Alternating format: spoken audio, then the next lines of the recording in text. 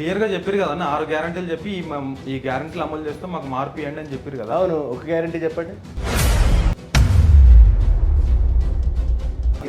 తెలంగాణలో కళాకారులు ఉన్నారు కదా,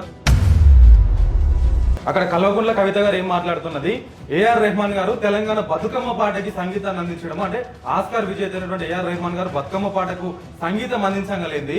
ఎంఎం కీరవాణి గారు జయ జయ హే తెలంగాణ పాటకు సంగీతం సమకూర్చు, మీకు వచ్చినటువంటి ఇబ్బంది ఏందన్నా?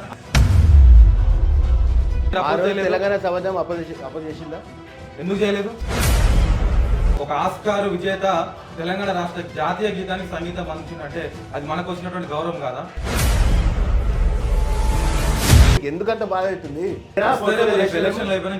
ఎలక్షన్ కి పోర్ట్ఫోలియోకి ఏం సంబంధం బ్రదర్? అంటే ప్రతిరోజు ముఖ్యమంత్రి గారు ఉంటారు అన్న ఎక్కడన్నా? ఆ రోజు అట్లే బిల్డప్ ఇచ్చారు కదా. మీ దగ్గర ఉన్న స్ట్రాటజీ ఏంటి 270 సీట్లు అనడానికి? అందుకనే 9 మంది కాంగ్రెస్ ఎమ్మెల్యేలను తీసుకున్నారా? వీళ్ళు పోతున్నారు అనుకోవచ్చు కదా. మేము అదే చెప్తున్నాం, ఎందుకు విమర్శిస్తున్నారు? మేము అదే చెప్తున్నాం కదా, పోయే వాళ్ళు విమర్శిస్తున్నారు కదా బ్రదర్. అంటే ఏం చెప్పదలుచుకున్నారు బ్రదర్? బీఆర్ఎస్ పార్టీ రేపు తెలంగాణ సమాజానికి ఏం సందేశం ఇవ్వబోతా ఉంది రాబోయే రోజుల్లో? బీఆర్ఎస్ పార్టీ తెలంగాణ సమాజానికి ఏం సందేశం వస్తుంది అంటే, భయపడకండి, అధైర్యపడకండి.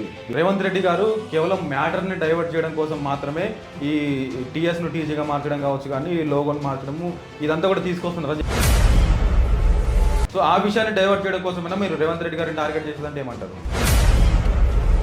ఈ ఎంపీల మద్దతు బీజేపీ పార్టీకి ఇస్తే బీఆర్ఎస్ పార్టీ కార్యకర్త అన్న, మీరు బీజేపీ క్యాండిడేట్లు గెలుస్తారని చెప్తే రేపు మీ బీఆర్ఎస్ పార్టీలో మీ భవిష్యత్ ఏంటి? బీఆర్ఎస్ పార్టీ తెలంగాణ సమాజానికి ఏం చెప్పదలుచుకోండి? ముఖ్యంగా అరుణ్ తలారి గారు ఏం చెప్పదలుచుకున్నారు ఆ బీఆర్ఎస్ పార్టీ యువతకు కావచ్చు, బీఆర్ఎస్ పార్టీ నాయకులకు, కార్యకర్తలకు? బీఆర్ఎస్ పార్టీ యువతకు, కార్యకర్తలకు నేను చెప్పదలుచుకున్నాను అంటే,